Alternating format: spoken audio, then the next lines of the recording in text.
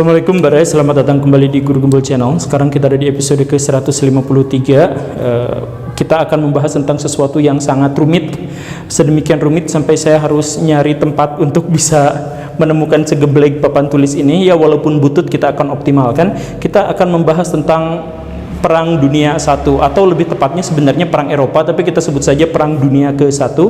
Kita akan bagi dalam dua periode. Yang pertama itu adalah awal mula atau latar belakang kondisi-kondisi di Eropa sebelum perang dan jalannya peperangan. Buat bara yang suka sama sejarah, politik, ideologi, ini semua akan terangkum di situ. Ayo kita mulai.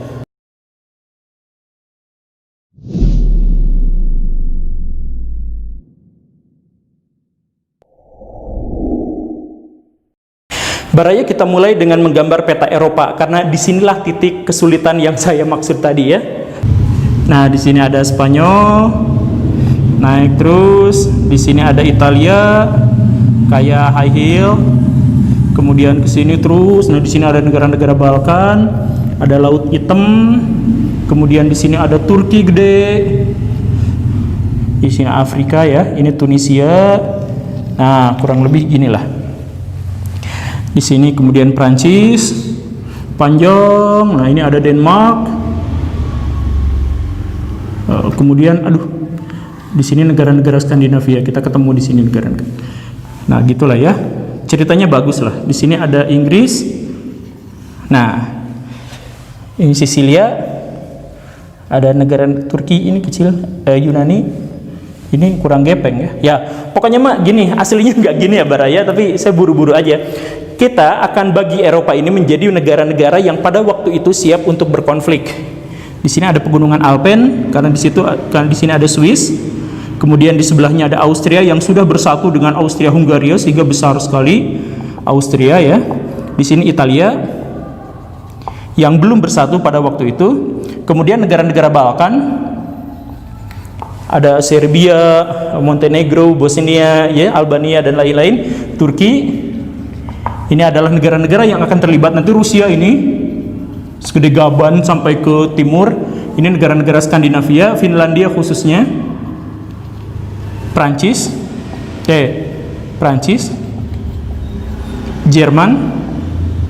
Ini ada Belanda, Belgia ya, Belanda, Belgia dan lain-lain. Ini Inggris. Nah, ini Spanyol, Maroko. Udahlah. Nah, Baraya begini, dulu di Jerman, kita akan fokus dulu ke Jerman. Nah, Jerman itu belum ada yang namanya Jerman tahun 1850-an. Yang ada itu adalah konfederasi negara-negara Jerman. Jadi ada sekitar 34-an kalau nggak salah ya, 34 negara-negara di Jerman yang terpecah belah, yang terpisah-pisah. Ada Luxembourg, ada Bayern, ada Munchen ya. Ada pokoknya banyak di sini, ada Bavaria yang sangat terkenal itu ya. Nah, tapi ada dua kekuatan yang selalu ingin mempersatukan Jerman. Yang pertama itu Prusia di utara, dan yang kedua adalah Austria di selatan. Dulu belum ada Hungaria ya. Mereka pengen bersatu, tetapi ya ego lah. Gua pengen bersatu, tapi harus ada di bawah kendali gua gitu. Kata Prusia, kata Austria juga kayak gitu kurang lebih. Nah, ini bentrokan ini terus-terusan memanaskan Eropa sampai akhirnya muncullah tahun 1860-an seorang yang namanya Otto von Bismarck. Dia pengen menaklukkan Austria untuk bisa mempersatukan Jerman. Tapi dia punya visi ke depan. Dia bilang gini, kalau mau mempersatukan Jerman itu tidak akan terlalu sulit.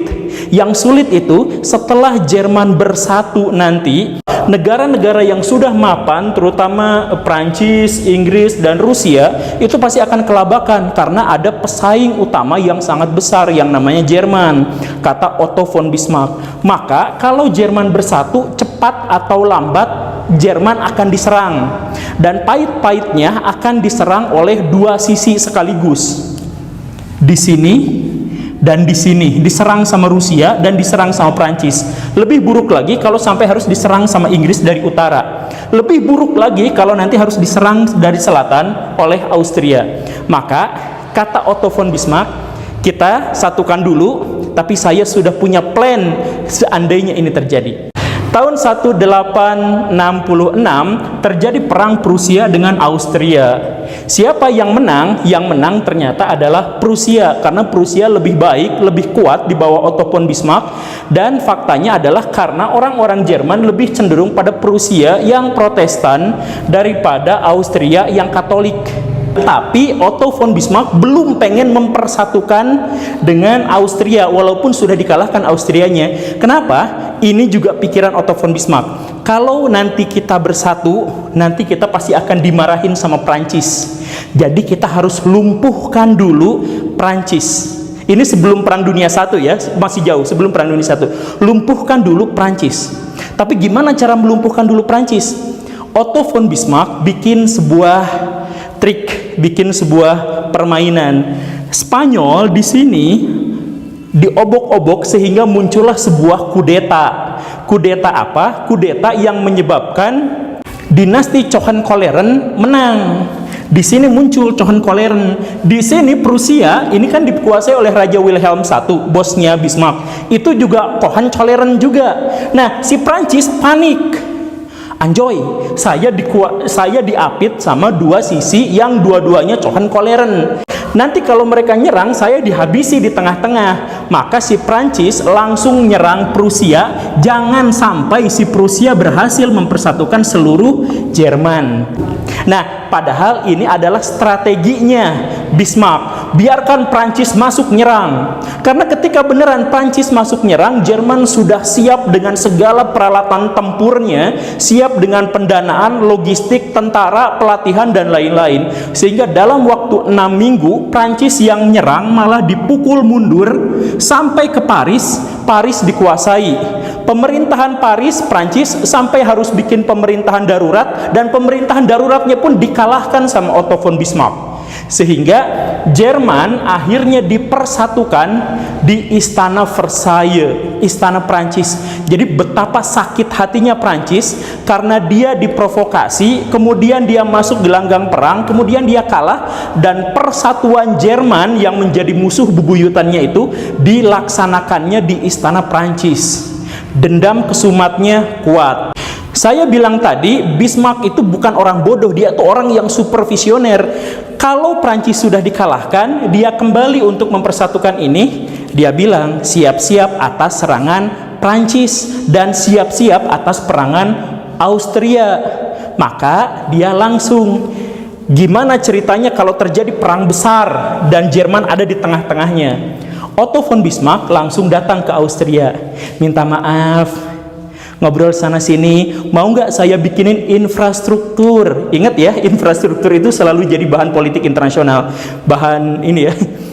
Mau nggak dibikinin infrastruktur, dibikinin tentara, bla bla bla bla bla. Oh kok gitu sih? Ya dulu kita musuhan, tapi kan sekarang saya udah jadi Jerman, kamu udah didepak keluar dari konfederasi Jerman, tapi sekarang yuk kita bikin koalisi. Mau nggak?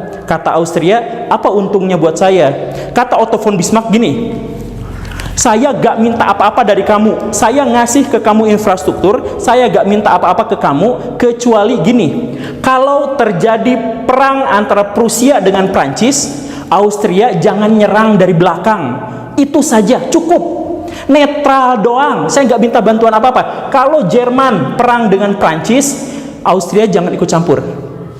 Sebagai imbalannya, kalau nanti Austria ribut dengan Rusia, saya tidak akan bantu Rusia. Kata Otto von Bismarck. Kata Austria, kan dikasih infrastruktur cuman diminta netral doang. Ya maulah. Kata Austria, oke, deal, kita terima.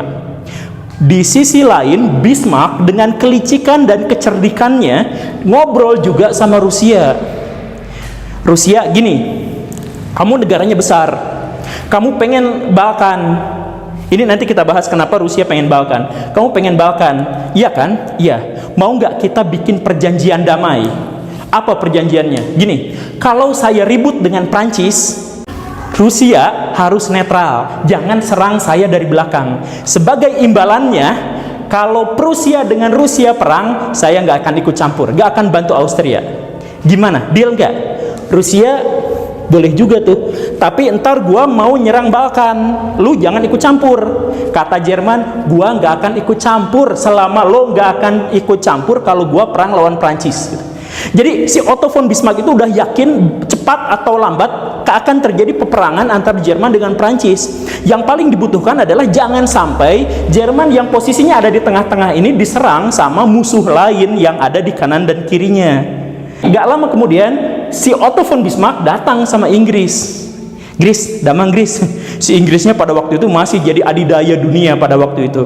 Maka si Jerman bilang sama Inggris gini, Jerman sudah bersatu, Jerman kuat, industrinya hebat, kami terdiri atas orang-orang yang luar biasa, jenius dan jago-jago. Kalau kami mau, kami juga bisa menguasai Eropa.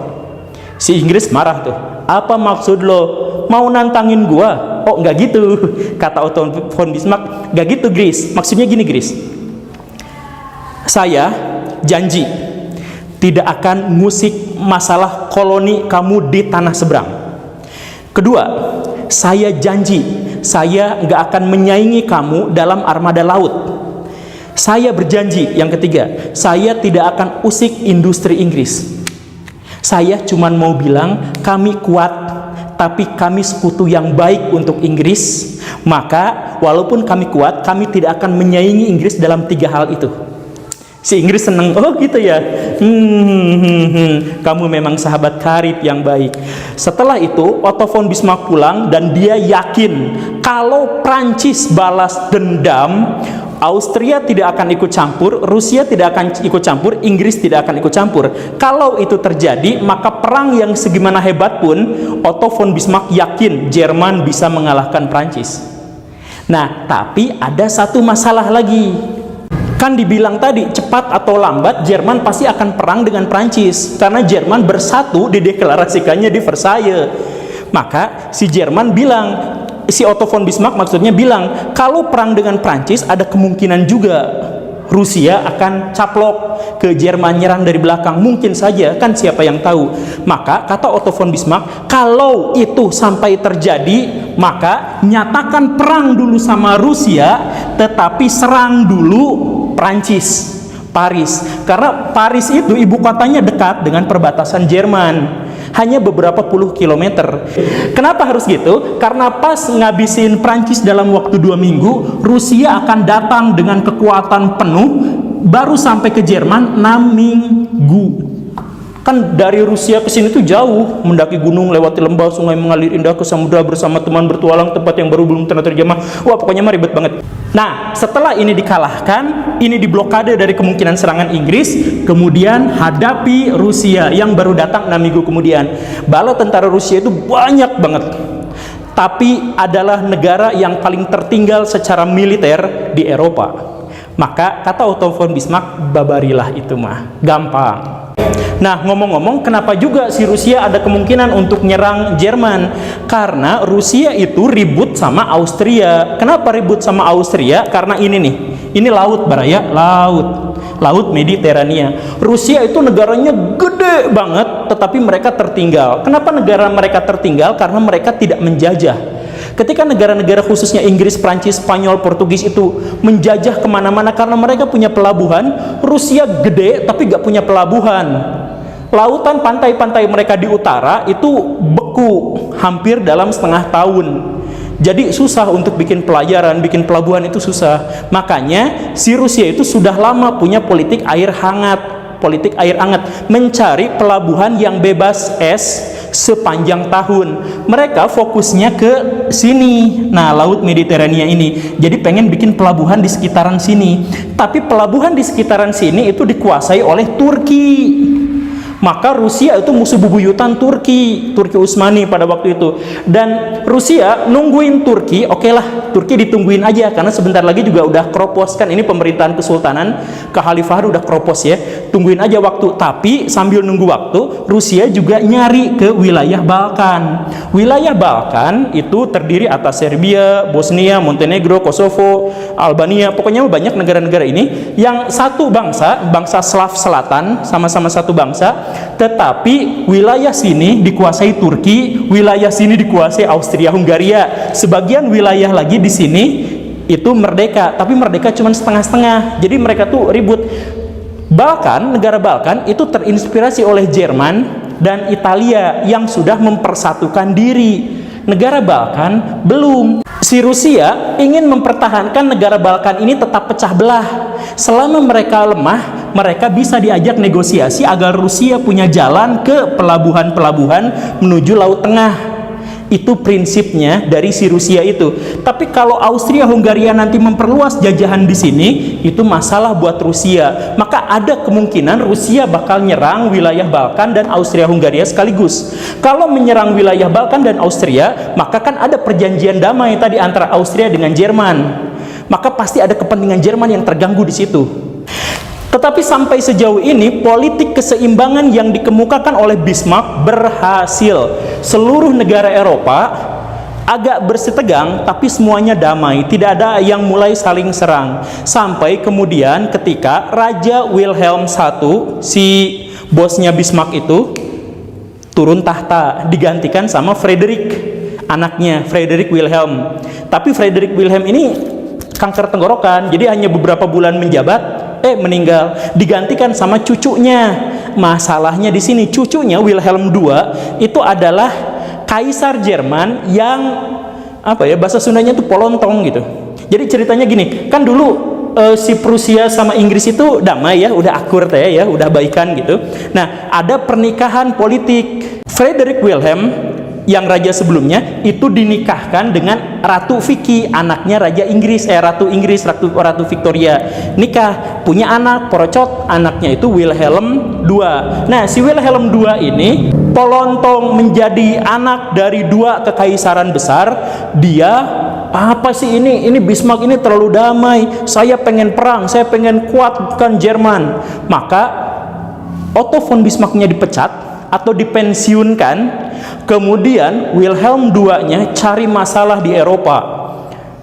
Dia pengen jadi negara yang sama seperti Inggris, sama seperti neneknya, punya tanah jajahan di mana-mana. Maka dia mulai nyerang Papua Nugini misalkan kan. Pokoknya mah tanah yang masih kosong, yang belum dijajah sama Jerman dijajah gitu. Kata Otto von Bismarck, please jangan kayak gitu. Alah gandeng, kamu udah tua. Saya juga pengen kayak nenek saya. Jadi Jerman mulai seperti itu, menyinggung Inggris. Kemudian terjadi kemelut di sini. Kemelut dibawakan, Rusia ikut campur. Jerman di bawah Wilhelm II, saya putuskan hubungan perjanjian damai dengan Rusia karena Rusia ribut-ribut di sini. Rusia marah. Oh gitu, ternyata Jerman sudah macam-macam. Maka Rusia 2 tahun kemudian, tahun 1870 kalau nggak salah ya, atau tahun berapa saya lupa, si Rusianya itu langsung hubungan dengan Prancis.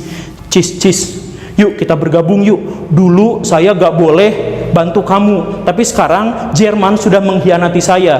Kamu sama saya kita bikin aliansi. Deal. Maka Prancis dan Rusia bikin perjanjian untuk saling dukung kalau terjadi perang. Di depan mata Bismarck, Jerman sudah ada di tengah-tengah kekuatan besar.